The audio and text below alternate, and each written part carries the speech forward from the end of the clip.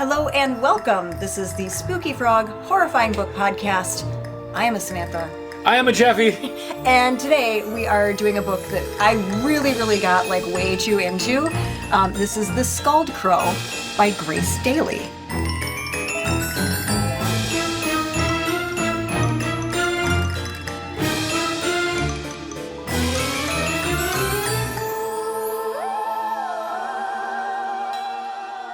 Grace Daly was at the last Spooky Frog. She had the most incredible energy, and she does too, because I saw her at Slay the Lake this weekend. And she's just so energetic and has just so much fun and enjoyment of her surroundings. It's like infectious. And the fact that this gets so heavy at times was really surprising too. But Slay the Lake was awesome. And it was good to see her again, too. Yeah. So where was Slay the Lake? Slay the Lake was at Sound Growler Brewing in Tinley Park. Okay. So Chicago area for anybody that's not, from the Midwest. It's a nice area. I like Tinley. It was not a bad drive at all. So it's like an hour 50 or something. Sure. So they had some good food there. It was a collection of LGBTQ horror writers and authors. That's what I love about the Slay the Lake stuff. I know. It's so cool. Yeah. And there's a bigger selection than last time. So that was kind of neat to meet some new authors that I hadn't met before. And then see, obviously, a bunch of people that I knew. And that was really fun, too. Just, have fun hanging out. But yeah. And they had a drag queen. So they had a drag performance. Hey. Yeah, I had to get back, so I missed the drag performance. Was it a horror thing? No. Well, kind of. She did have this, huge ball gown, witch thing going on. Okay. It was incredible. Yeah. All right. Like this hoop skirt on this thing was impressive. And this is local to... Mostly the Midwest, yeah. Yeah. Yeah. So a lot of the Chicago area writers, but I mean, there was some from Wisconsin, some from different parts of Illinois. So I don't know if we had any from Iowa, but yeah, it was a great time. And I've got, unfortunately,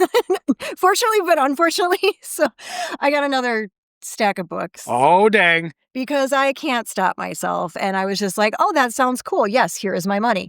There's a hashtag for that on Instagram. Is there? Yeah, like book stack or book, somebody tell us. Yeah, somebody tell us, because I'm unaware, and now I want to rip everything off of these shelves and make a book stack. And then I've got my other stack that's at home next to the annex bookshelf that I had to buy for all the other books. Yeah.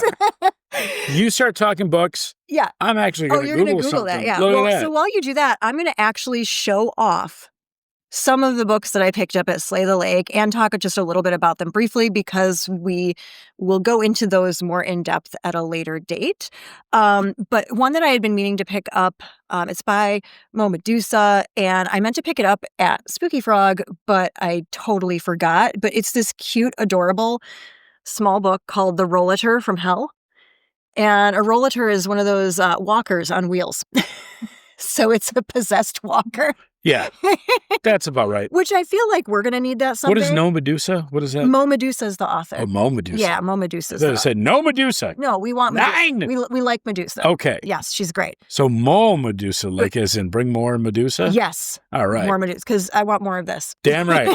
And how adorable is that book? Rock hard. Adorable, yeah. Shut up, Jeffy. But then there is, this actually sounded really cool.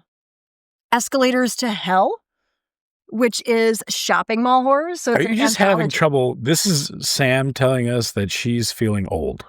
She's having trouble going upstairs. Shopping she's needing escalators. Okay, so but tell me this does not sound fun. Next one is The Porridge of Doom. No, the next one you're actually going to think is funny. But this one, a collection of neo-Gothic tales, nostalgic yarns, capitalist monstrosities, and one-stop shopping gone very wrong. I just thought that sounded... Shopping mall. So that one's an anthology, so a bunch of different authors contributing to this. That's great. So, yeah, and I haven't done an anthology on here before, so maybe that will be the one. So that one's pretty exciting.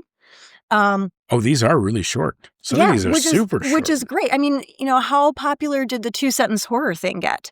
So there is a spot for quick, bites of horror, like little samples, little nibbles. So this is very nibbly. If you're looking for, may I say, the food court of horror stories, this is your go-to. You know what? I'm going to steal this from you. Okay.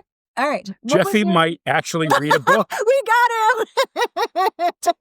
What was we got one. So I messaged the group today, and today, on this day in 1989, in the year of our Lord. In the year of our Lord. The very first Hot Topic opened its gates. It's true. It's true. I was trying terribly to get that poster together. I just never found the time. Yeah. Work is very, very, it's the end of year. Same. Project manager. So, boy, all the projects, they're just like, can you just slip 100 projects in by end of year? Yeah. No big deal. I know you only got like 6 weeks, but But yeah, do it. Just do it. It's like that in hiring too, because everyone wants to get everyone in before the end of the year. Yep. For budgets and then, other kind of project related things too. So what was your go-to food court item? So. I like that it's just like, now we got to get into this. Yeah. I mean, here's the thing. I worked in the mall. I worked at the arcade. Right? Yeah, and Gadzooks. Yep, the arcade and Gadzooks. So there was always a bit of trading going on. The secret commerce that was happening underground. It was like the Underground Railroad of snacks. See, we didn't get that when I worked at Victoria's Secret, and there was we can't swap panties for hot cocoa. Like, it's just not a thing that happens. Try me. Just try me. I will have somebody in the food court getting me a Cinnabon for panties. The goods and services trade in that. And they used to call us the underwear CIA because we had to wear all black. Or 95% black. And then you had to have a blazer and heels and all that. So it was very fancy at the time. Fancy. But yeah, your trades. So, I mean, I hit the first one. There was always the Cinnabon.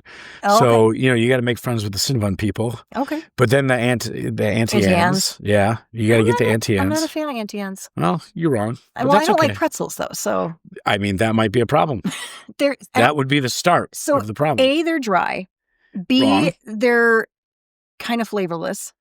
Or C, sometimes they get too sweet. You have to get the seasoning. And there's a savory seasoning there. We're going to talk. I would have to have it with cheese, though, too. Well, sure. But the one, now here, I'm going to go against my argument. Okay. Their cheese is terrible. We're from Wisconsin, so right, oh my gosh, you can't bring shitty cheese to Wisconsin. Tell you a quick cheese story that derails this completely. So I mean, I am Jesus. Let's go. Confess your sins. There might be a new Jesus. Oh. So I was at work today because I was in office today, and I'm walking through a certain part to get to somebody to talk to them, and I walk past a cube, and there's a coworker, and I literally stop in my tracks and do like I'm walking. I'm like, what? Because I'm like, there's no way this person is just eating a block of cheddar cheese. Oh, yeah. Inside a Ziploc bag. Oh, yeah. So I'm like, hey, buddy, is that? Did you ask? I did. Oh, yeah, good. And I was like, literally like, hey, buddy. No shame. What? And he was like, yes, it is a block of cheese, but not like cutting it up, literally just biting into it. Like eating a Kit Kat wrong. Yeah, sure. And I'm just like, okay.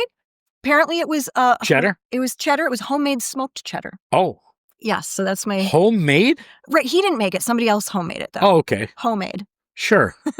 Homemade. Yeah, no, I got you. You don't like my joke. No, I think it's great. It's terrible. I'm just stuck on the block of cheese. Your heater scared me. Yeah, we're in the basement of terror. I startle easily. Yeah. Uncle Tunchi's. But yeah, anti-ans. Yeah. No. Well, you're wrong. I'm going to say something that is going to make everyone mad. I like it already. The Sbarro. Yeah. Stromboli. Yeah. But the spinach one is actually edible. Yeah. I like that. I agree with you. I didn't usually go for that. I was a steak escape. Oh, sure. Number one, no onions. So. Well, I'm old enough to remember one potato too. Oh, man. And I'll tell you, I mess with a baked potato. Yeah. And I actually had a plan to create a very patented potato store called Mr. Potato. Okay. And it wouldn't be Mr. Potato Head. No, because... It would be Mr. Potato. Yeah. But Mr. Potato you could get lots of different toppings. That makes sense. Wendy's used to have way more options on their potato. Yeah, I thought that was really cool that you could get a baked potato out of a fast food place. And broccoli. Right, and broccoli on it, yeah. Broccoli. Yeah, you can actually get vegetables with your vegetable. Yeah. And then douse it with cheese. Well, okay, yes. It is Wisconsin. Yeah. We can't not douse it in cheese. Right, it has to be in cheese. There are laws on the books. I mean, you can't order a slice of apple pie without getting... I still think you're wrong about this. No. I still think you're wrong about this. We're going to have to look it up. Now you're going to look that up. Books. All right, books. This one I was really excited to pick up. So Freak, who is at Spooky Frog, and then a writing partner, Asher Dark, who's a friend of his. In the Clurb, we're all monsters. So Clurb. In the Clurb, the way he described it to me is that basically they're... two ex-besties are, tell me. I'm going to tell you. Yeah? I haven't even hit the search yet. Yeah? But I typed it all in, and it's already filling in Wisconsin law. So at least there's lore. Well, of course there's lore to it. That doesn't mean it's real. I done heard it. You done heard it? You done did it? Anyways, so this one is, it sounds really, really fun. A hot hit club felt like the perfect place for two ex-besties to bury the hatchet. They could make up and get shit-faced. All right. So this is only going to be relevant for the Wisconsinites. Yes. Or maybe people who like weird laws. Okay, so it's a misconception. See? No. I'm not wrong. Oh. We have gray area. There's gray here. What's the gray area? So here's the deal. The myth is that the current law requires requiring cheese on apple pie is a circulated misconception. Okay? AKA wrong. Well, no, it's not wrong. So the history from 1935 to 1937, there was a temporary state law mandated that restaurants serve a slice of cheese and butter, actually. Okay. With meals costing a quarter or more. That is not requiring cheese to be on the pie. I never said it was on the pie. I said it had to come with it.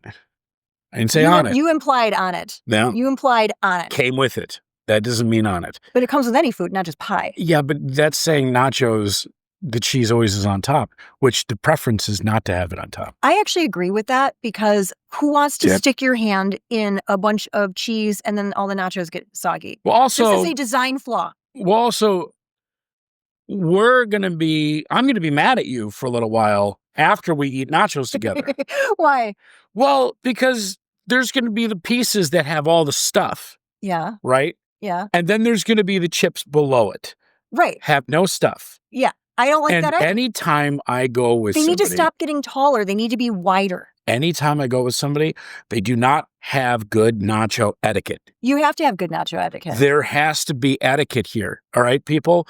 Like think about it for yourself. You have to take the chip with all the stuff. Yeah. And you dump it. Yes. All right? You dump it. You dump that chip. I'm in total agreement with this because otherwise you just end up with chips, which is fine if you get more stuff to put on the chips. But that's why I'm saying, too, they need to stop piling it just up. You need to spread it around. Agreed. So they should have it on like a baking chip tray. Trays. Exactly. Exactly. See? And then you had that hashtag thing, too, you were looking up because I know that you're not going to give that. Actually, I got that one right. Oh, you did? It is? Okay, what is it? It was Bookstack. All right. We're hashtag Bookstack. We're going to, you know what? We'll put it in the show notes. I don't think hashtags are relevant anymore. I think that was a bygone thing. Yeah, I think it's that, we've lived for an era where hashtags did not exist and now they're ancient. And now I feel really ancient. I need the rollator, the haunted rollator. The reality of this law bothers me. So the reality is today restaurants in Wisconsin are not legally required to serve apple pie with cheese, though many people still enjoy the combination. You're wrong. You're wrong. You're wrong. You just said that it's not required. No, now. Right. It's not required. No. That's what I'm saying. It's not required now. Right. But it was never required to sell it with pie. It was over a certain price point. Yeah. So quarter. The pie might not have been a quarter. The pie might have been a dime. Could have been. You'd have to prove this, you'd have to go deeper into this. But if you bought a pie, you'd have to get a slice of cheese. No, only if it was over 25 cents. A full pie is over 25 cents. Well, I'm sure, yes. In 1935. So in very small circumstances, a pie could come with a slice of cheese along with a whole bunch of other foods. This is not pie specific. This is price specific. This is price specific, not food specific. Correct. That's right. I'm standing on this. That's fine. Okay. You can die on that hill. I'm saying that it was still a weird law. Let's put it to a vote. Let's put it to a vote and see who thinks that Jeffy's right and who thinks that I am right. Oh, you're right. But if you want to be a stickler, I do. But if you want to have a more loose interpretation of the law, then still it stands. That's the times we live in. Yeah, Let's just not have loose interpretation of the law is just the law of the day right now. So right, all right, okay. Moving on. Maybe we'll talk about some books now. Right. The devolution of this conversation. This actually just happens in real life. We do this when we're not doing this. Yeah. This is just our life. Yeah. And now we're just subjecting the rest of you to this. Yeah. There was an author that I bought 2 books from. So Chris Kozlarich. Sorry if I butchered your name. But we've got Lazarus. I like the cover. I know, I do too. That attracted me from the start. And then Menagerie in the Dark. There's just some really cool stuff about this speculative journey exploring the darker aspects of the human condition. So short stories again, and he totally sucked me in with his descriptions of how it takes you kind of on a ride and goes darker and darker and darker and darker, and then gets lighter at the end too. So, and this one just seemed like a fun, shorter book. So that seemed fun. H.D. Jaster, who is actually going to be with us at Krampus. That's one of the vendors I got. So I picked up one of hers because I think I missed grabbing one from her at Spooky Frog.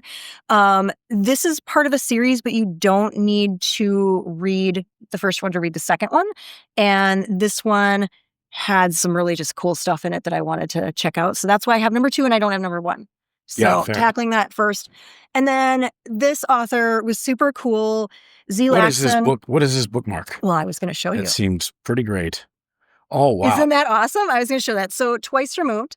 And this is 3D printed. It is. Yeah, it is. And so she is a Filipino author, and this is kind of Filipino folklore in here. So that is really cool. I really, really like it. And there's some New Orleans sprinkled in here too. The only word that I know is bebot. Oh, okay. Which is like baby.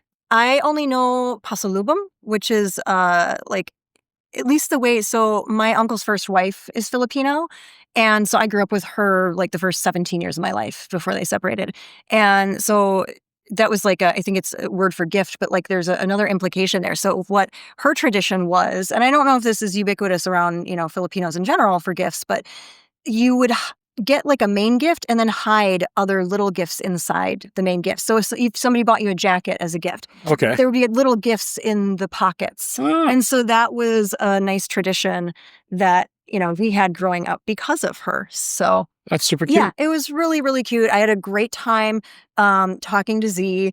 And it was funny too, because, it's not like I come around and introduce myself as like, hey, I'm the lady that does the podcast and the book fair stuff. So I'm just talking to her. And then the conversation lent itself to that because I asked her if she would do some traveling to like go up north a little bit to do a book fair. And then she was very excited, and it was really nice to meet her. She was really sweet too. I think I did miss a couple of authors that I just didn't have time to grab anything on. So I'm sure I will get to them though, as if I need more books. I don't know, Sam. Yeah, looking pretty bare. Well, again, you haven't. This isn't even all of them. Well, no, because I've got this like big, giant like bookshelf in the living room, and that's kind of got some of my oddities on it too. And then I've got another bookshelf in the bedroom, and then I've got a stack next to that shelf. It's a little embarrassing. And then there's all the ones that I brought here. So there's tons that like you can't even see behind me. Yeah, and there's like 2 in here that are mine. There's a couple. You've got the Jules Verne. Sure. That's a classic. You've got Atlas Obscura. You've got the Necronomicon. I do like the Atlas Obscura. I do too. I've read that cover to cover. That's really fun. Yeah, I like that. Especially if you're going to be traveling to a new area and you're like, okay, what's weird in like, the middle of Nebraska? Yeah, that's more of my speed. Yeah. Like the reason that I really don't spend a lot of time delving into these books is because when I am reading, I'm reading true life. Because I'll tell you, that's just as weird. Well, yes. there's this book, Florida, that's literally just about the weird stuff in Florida. Yeah. Man, is I wish I had Florida? that. I think that's what it is. Gorgeous book, gorgeous cover to back. Oh my God. And I love Florida. Yeah. In the weirdest way. Yeah, exactly. Like the wilds of Florida, all the kayaking with gators that for sure done, which has probably put me in some questionable scenarios, but I'm not as bad as my mother was. So she was the one that would, if there was a way to put your hand somewhere where it didn't belong involving an animal, she would. Sure. So, she had her finger bitten off by a gorilla.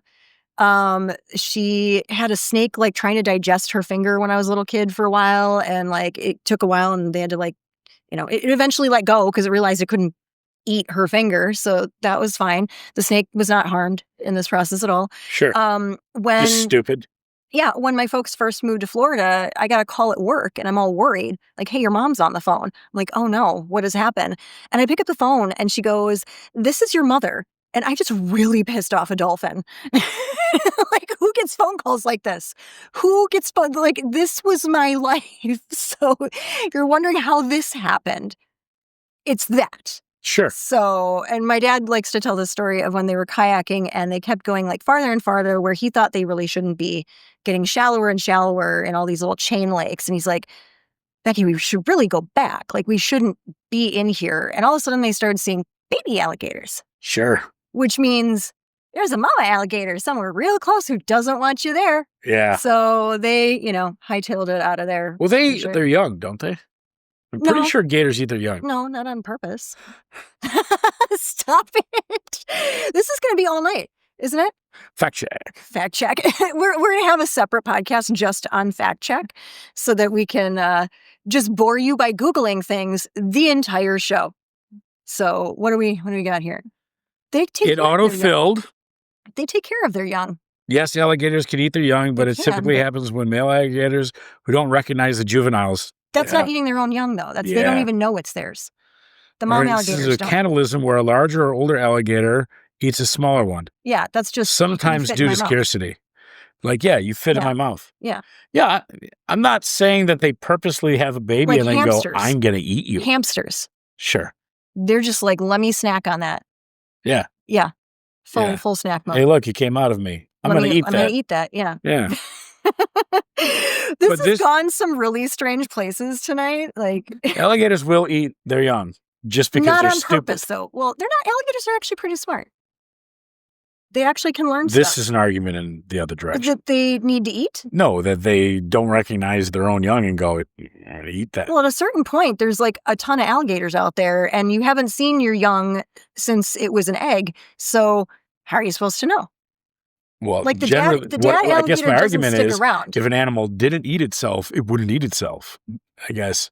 Here we are. Eat humans. Sure. How much would it take for you to taste? Nothing for me. Yeah. I am not the right demographic to be asking. This is a conversation for next week's episode because next week we're doing the Thanksgiving episode. Pull it out. Just whip it out. Should I? Yeah, just whip it out. I mean, I'll do it at the end of the show, too. Oh, show it. Okay, all right. I really want to. She's going to show it. I am. Where did I stick it? Oh. Whoa. So we're actually doing, I'm breaking with tradition. We're doing a book that's not indie because we're doing it for a reason. Yeah. We are doing Tender is the Flesh. Yes. Yeah. So, delicious. Argentinian cannibalism horror. So yeah. It's also dystopian. So this counts as dystopian. It counts as sci-fi. It counts as horror. People go nuts for this book or they hate it and are like grossed out. So this is the book that actually somehow led me down the bunny trail of reading Cows, which I still regret to this day. Sorry to Matt Stoker for, complaining about your book a lot. Well, I mean, but here's the thing. The more you complain, right, yes. more book sales. And that is Keep actually bitching. Well, so that's going to be our thing, Achilles heel. Is there's a kind of thing in extreme horror where it's let's just see how much we can push it. And even as some of the cons doing some performative type of things, and it gets like real gross.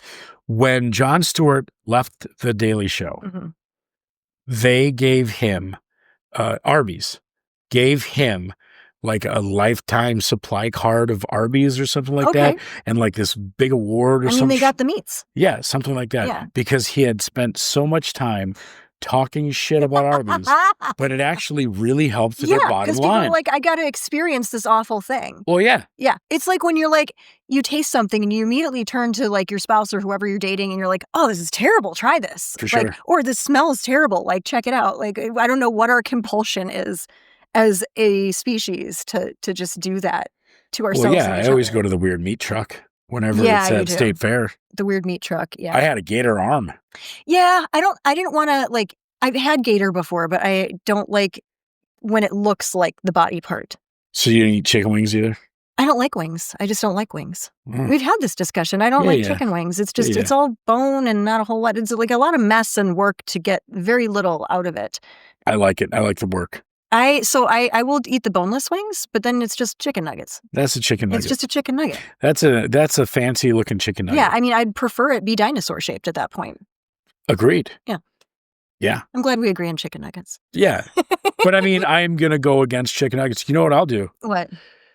So what we're used to on the south side over here is party wings.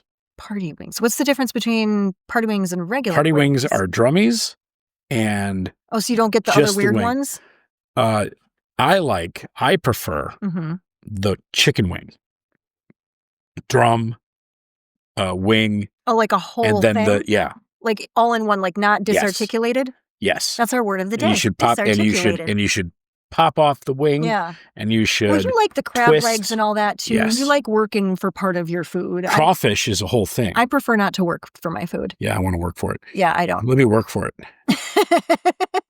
It's like your reward at the end. Yeah. Yeah, I would prefer just to be able to. It's a more communal thing too. So like when you go to like all you can eat crab legs, or if you go to a crawfish broil, or you go to if you're eating wings with friends, like you're having a meal in a moment, and there are built-in pauses there for you to like, oh yeah, so what was that like? You know, like you're having a conversation. I see the benefit of having those pauses in between shoveling food down your gullet. Yeah. So. Yep, and you're digesting, and you're relaxing, and you're talking, and you're drinking, and you're having a jovial time. Yeah. It's a communal experience as opposed to just, and one of the things, and I'll say arguably, especially for men, we shove food in our mouth as quickly as we can because it's time to move on to the next task. Yeah. And we just, everything's got to be task. That's kind of what I do. So I hear you. But like, you see all those memes out there about like, I tried to keep up with my boyfriend when I was eating food. Yeah. That's because we're like forced from birth to be like, your only worth is when you do something. Right. So you have to keep producing constantly. I like efficiency, but I can't gulp down like that much food that quickly because I eat like a tiny little baby bird. Yeah. And But that's why I like these kind of meals where the expectation is that you're taking your time. I like that. And that you're having a communal experience with your community. And I always struggle with the whole, like, how do I eat while I'm talking to somebody? Because we'll have book club at work and it's during the lunch hour. And so we're all like trying to eat, like I'm trying to eat a salad while we're talking about books and I'm terrifying my have a solution for you. Yeah. And I don't know if you've ever considered it. No, you can't do that. Very sticky. You can't do it. You need to be hands-free. So runners have those packs. Oh God. And you just fill it full of soup. All right. So you're just that's not a terrible idea. I'm saying next time for your book thing, show up with a backpack full of hot soup. Well, and then your back will feel your back feels nice and warm. Now. Yeah. This weekend was gorgeous, but like now and now you're in there, you're just drinking pea soup or whatever the hell you're drinking. It's gotta be like the weirdest soup. Yeah, it's gotta be really weird. And don't allow anybody to even like talk about it. Like to even like bring it up. Rick of Cheddar Cheese guy is probably gonna Yeah. He has got competition now. Yeah, that's right. Sam's challenging him. She's going to her local, where did you see this guy? Mall? No, he's a coworker. Oh, he's a coworker? Yeah. Sit down next to him, say nothing, and start sucking from the straw. Like, what? It's my soup backpack. You do not acknowledge it. Do you know I actually have one of the not acknowledge it. For running? Yeah. For in the summer. Soup. And I have and I'll put like a bunch of ice in it and stuff too. So I could actually tomato do this. Soup. I don't like tomato soup alone. I like it. Grilled cheese. Grilled cheese dipped in it? Yes, I don't like tomato soup on its own. Yeah, okay. Especially when it gets too basil-y. Really? Yeah. Chunk? No chunk. No chunk. Okay. So you're Campbell's. Yeah, actually. Damn. Campbell's house. I know. Hey. You know what's actually really good in the winter is sometimes they used to call them soup at hand. They're these little like kind of plastic cans of just chicken noodle soup. Soup for your family? No, but it's like you just literally take the top off. I do know soup for my family. I do. I'm just bypassing They're just throwing this direction. They're just throwing it. I say, no, this is just soup for my family. That is the best video I've ever seen in my life. There are some really clever people that have been doing some awesome things in the world. The OG TikTokers really were the Wild West of TikTok was phenomenal. I'm never on TikTok. I didn't even know what a TikTok was. That was my first experience with like that was the first relevant thing to me because I don't watch 12-year-olds dance. Well, right. That's not my thing. Yeah. Thank God. Just saying. It's it's great. The world we live in now that like that's exemplary. Not just expected. Not my thing. Right, yeah. So, I downloaded the app. I scrolled through kid dancing, and I deleted it. Right. Right? I mean, that was my experience with TikTok when it came out. And I was like, I just don't like videos. I love videos. I prefer to. But I like informational videos. See, the informational videos actually make me the angriest. Oh. And the reason why is because get to the point. I don't want to hear everything around it. I want to know the thing. Just tell me the thing. They really get me with the history stuff. I know you like your history stuff. That's your old man thing. So every guy as he ages just gets assigned one boring hobby that they like to watch and do everything. Yours is history. Is it? Yes. Is that my history. thing? Yeah. I'm watching this whole documentary. My dad's is golf. Oh, I couldn't. He watches golf, and I know how do you watch golf? Because I bet he's looking at the angles. Does he have like wooden clubs? No, but he does golf at least once a week, if not more than that. So I mean, that's how he gets a lot of his exercise too. So. Well, that's nice. You see, I would like a low hanging fruit of exercise, but also I'm very competitive against myself. Okay. I'm not so competitive. I don't really care how far you can throw the ball. Yeah. That's meaningless to me. Yeah. I've never understood sports because I'm not going against you because I don't care what you do. Like other people look at other people's plates. Like that doesn't bother me.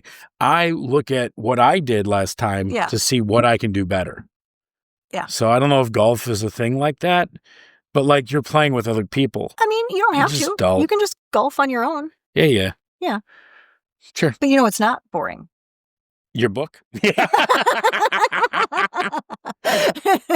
All right. 33 minutes. 33 minutes. That's what took. And so there it is. We're actually doing pretty. I don't know if we're getting better or worse. I don't know. I think it's worse. We're getting worse. But yeah, so the Scald Crow. I don't know if anyone can see it because we can't see our screen now. But Grace Daly is. I was looking up alligators. I know, yeah. So it's all on alligators. Grace Daly, amazing person. I was chatting with her forever. We were laughing so hard at Slay the Lake. It was really great. But the interesting thing about this book is that the main character has chronic pain and a invisible illness. So she's constantly got pelvic pain. She's constantly got like IBS type symptoms. And it's not painting her as a victim necessarily. So it's not just like a woe is me type of thing. She's just found her ways of dealing with these extreme amounts of pain. And I think probably the reason that I connected so much with this book is because of my Lyme disease. So for people that obviously know, none of these people know, but I had Lyme disease many years ago, but it was undiagnosed for a year because I didn't have the normal symptoms. I never had the rash, which 40% of people never get the rash. And Wisconsin is so endemic, and I'm always in nature or with animals. So, but I just had so much pain. Like, it felt like my bones were rotting from the inside. And then I had like lots of confusion and lots of like floaters and stuff. And it was a whole thing. And then finally, I really had to fight with doctors to get even tested for this, because the longer you have it, the less likely you are to show up on traditional tests, and you have to go for, things like Western blots. And when it came back, my doctor's like, yep, definitely, let's start you on some antibiotics. Sure. And so then I was on doxycycline on and off for a year. And, I still have arthritis. So I've had arthritis since I was 26. And that's something that is another invisible illness. And especially when you're younger, which is becoming less relevant now to me. But, people look at you and they're like, well, you don't look sick. There's so many times when people are like, well, you look great. No, I'm decaying. Like, this is not good. So I really, really connected with this one too. And it's really, I messaged with Grace a little bit about this book too when I told her we were going to do it. And she sent me just some kind of information as well. And this comes from some of her own experiences. That's exactly what I was just going to ask you. Yeah, with chronic pain and invisible disability. But also she wanted to show how medical trauma can affect things. So doctors not believing you, not being able to find anything, and also then childhood trauma as well, and how those two can kind of feed each other. Yeah. And just how they're experienced is very similar. So I thought that was really good. But ultimately, this is an Irish folklore haunted house book. Huh. It is, yeah, it's really, really cool. So the premise is our main character, her mother has gone missing. Her father's been gone since her childhood, has, apparently left during her early childhood. And her mother was incredibly verbally abusive to her. And her mother's now gone missing. She's an adult and she has to go back and take over the house. She doesn't have much money because she, can't work due to her chronic illnesses. And so she now has to go through her mother's house. And she keeps having recurring nightmares of her mother. And then also there is a crow that keeps following her around everywhere too. So it's really neat. Grace's grandmother was pure Irish, like came over here Irish. Sure. And so that was a big influence on the Irish folklore that is in this book. And, also Grace's pride in just being an Irish American as well. So I thought that was neat that there's just so many different layers to this one. It's like the onion of a book. I really, really enjoyed it. It was much deeper than I originally thought when I went into it. We've also got a hero kitty. Oh, that's good. Yeah, there's a hero cat. I like a kitty. Nothing happens to the cat. The cat is fine. The cat is fine. Good hero kitty. Yeah, lives. Yeah. Hero kitty. Kitty lives. The cat's based on a real cat that was at a rescue that Grace saw while she was writing the book, and she really wanted to adopt it, but she couldn't. She had, her own pets and stuff. Yeah. And so she wrote him into the book. Babies. I know, it's so cute. So, but yeah, I was just really impressed at all the layers. Just you've got childhood trauma, you've got parental abuse, you've got loss of a parent, you've got, cleaning out a parent's house, you've got, medical trauma of, some surgeries that don't go well and not having any answers and not really being believed when you're saying that you have something going on. And then, the thought of, hey, maybe I'm just hallucinating all these things since my pain isn't real because they keep telling me my pain isn't real. Yeah. Maybe all these things that have started to happen in the house that are very scary, like finding body parts that then turn into other things that are very innocuous. So instead of that finger being on the floor, it's actually just the door jamb. Sure. And you're so convinced that you're crazy that then you sometimes forget that you are not crazy and there's actually something very wrong here. And so that's represented very well in the book. And it's funny because you didn't even need the Irish folklore in there, but it adds so much flavor to it. Sure. It really adds depth to the characters. So, well, and the recipe never calls for cumin. Right. Right? Well, put the cumin in. Always put the cumin in. Yeah. Yeah. And there's a little love story in here too. Oh. So, there's some very there's a terrifying creature in this book. So yeah, it gets really dark. There's some gruesome aspects, but I really like the story. I really do. I mean, it goes to some of my recent struggle, which I haven't really talked about, but I've had, I'm literally just now getting through sleep apnea. Yeah. And I had a diagnosis. And if you're going to talk about a silent killer. Yeah. And something it took me almost a year to figure out what it actually was. But I had no energy. I was low. I mean, I'm still dealing with it. You've probably seen some of these episodes where I'm fading. Yeah. Well, hence like a corpse falling over. And it's because I'm still getting used to the new sleep regimen and still getting into the throes of things. But I'll tell you, I feel like a different person. I'm terrified of the things that you're going to accomplish. The world is not ready for you to be fully functional. Another month and a half, and I feel like I'm going to be at full Jeffy mode again. I'm really terrified. And it's, because I remember when you were full Jeffy, when we were in our 20s, and that was great. Yeah. When we were in our 20s. Yeah. Yeah. I mean, even like 6 years ago, I was really at, full. Yeah. You're pretty full Jeffy at that point. Yeah. So I'm looking forward to getting back all of my energy and taking over the world. Yeah. The rest of you should be very concerned here. Yeah. Yeah. So we're going to start 17 more podcasts. I'm down. I'm fine with it. I ran into my neighbor today and she was making small talk and she's, oh, you're off somewhere. I'm like, yeah, I'm going to record a podcast. And she's like, oh, okay. Yeah, sure. Is there something you don't do at this point? I mean, and that's a good segue into, I really want to force Sam into doing one of these. You were talking to one of the authors about that too. And so I think that will be well received and we'll just see, we didn't even say what it was and we just moved on because we already know. So maybe we'll clue in the audience. Yes. We want to do some horror themed video games and just basically it's going to, hey, watch Sam freak out. Oh yeah. She's going to claw up the walls like a kitten. Yeah. It's like a panicked kitten in headlights. Movies are fine, books are fine, but when it comes to video games, it almost triggers a claustrophobic aspect. Sure. She wasn't even playing the game. Oh no, she was losing it. Well, I can't play games. I'm terrible. I've never had. Yeah, but these are not games to be played. These are games like these are a lot of these they're like ethereal wandering. All you need to do is just move through the game with the cursor and that's it. There's no actual pew pew pew, you got to jump, get on the platform. I don't know. None of that. You just walk through this thing and it unfolds and it messes with you the entire time. But because you're there and you're controlling it, it gives that extra air of no, it's not the movie moving there. It's not some third person opening the door that shouldn't go. We just watched Barbarian, right? I liked Barbarian until the second half. Really? Yeah. I liked it. Wasn't a fan. I was a fan. I was a fan of that, and I was a fan of that weapons.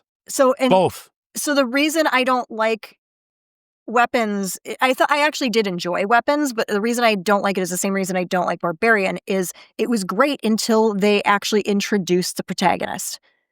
And both protagonists are terrible. I actually really liked. I know everyone loves the characters. I will tell you, Weapons, I'm kind of with you. But Barbarian, I'm not. The concept was good. Here's why.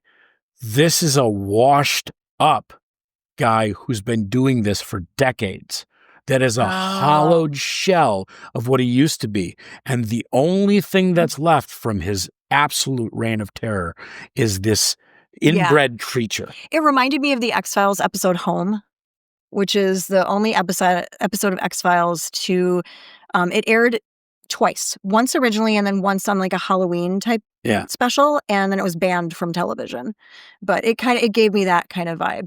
So I actually think that the X-Files episode was much more graphic than Barbarian actually was. Sure. Which is fair. Kind of weird. But Barbarian, the protagonist was so messed up by his own creation. Yeah. that he didn't want to kill that guy. He wanted to kill himself. No, the character was a woman.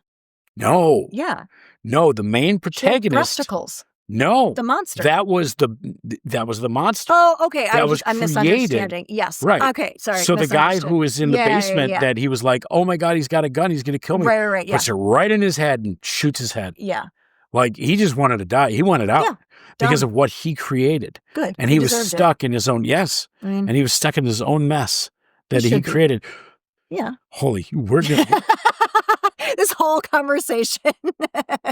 This is what we would do all night. We forgot you were there. We forgot you were there again. Sorry about that. So real quick, Grace Daly, check out her book. Her last name is spelled Daly. If you spell it like Daly, you're not going to get the right person because she's got a website that we'll put in the show notes. She's also got a new book coming out in 2026 that is fantasy comedy novella. So it's called The Star of Kilnally. And so I'm excited about that. And she's described it as a cross between The Princess Bride and Irish folktales and music. So I think that will be refreshing. Yeah. Kind of cute. Much better than our discussion that we just Listen, had. people in their brains, I mean, it's just chemicals. We're just a big sack of meat and chemicals. This is true. Some people are born. Some people are born and they have these problems, and we can be empathetic to their issues. I don't have to be empathetic. Because if we're not, then you never actually solve any of these issues. Yes, you solve them by just getting rid of the person. You see? You remove them from society in whatever way you deem is appropriate for that in an ethical way. But I don't think you have to have empathy. Continue to learn through science how to resolve these kinds of... that doesn't mean you have to stop the science part. Continue the science part and see if you can do interventions. But I don't have to have any empathy for someone who does terrible things. Sometimes it's an outside source that's doing that. If that's so, that's great. I can feel sorry for the person that has experienced that. I don't have to feel any empathy for somebody who does that. Which is exactly what I just said. No, it's not. Yes. Because there's people that just like it. There are just bad people that had every opportunity and they're just bad people, and I don't have to have empathy for them. But you've always had more empathy than me. Yeah. I'm the lizard person. I'm just going to trail out the end. We're just like, yes. I was actually picturing that in my head. We were just like... I'm going to see if I can have it like echo. Yes. As it happens. Yes. All right. That'd be fantastic. All right. Bye, everyone. Oh, that's not going to be in there. Oh.